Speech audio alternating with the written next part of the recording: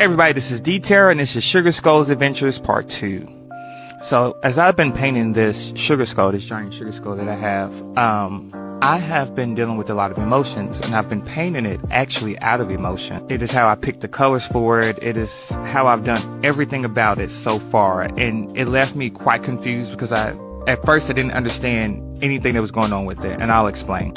So I drew this big orange flower, well, orange and yellow flower, as you guys saw at the beginning.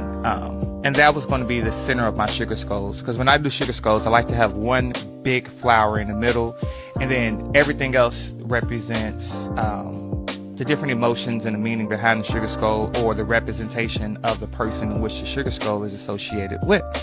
So as I drew this big flower, I was also thinking about sunlight. And I was like, why am I thinking about sunlight and sugar skull and death all at the same time? This is not making sense, but let me tell you, eventually it did.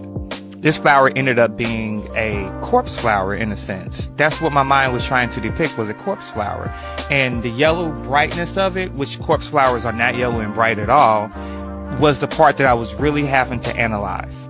The corpse flower is huge and it only blooms one time, and the reason why it's called the corpse flower is because after it blooms it smells completely like death, and it dies after its first bloom too. So I guess a part of me is actually dying, but a part of me is actually awakening too. That sun, that yellow color, the orange, the brightness, everything counts and everything was for a reason. The vibrant yellows indicate that I need to just push forward and keep going regardless of how life is presenting itself to me and how everything is seeming so impossible.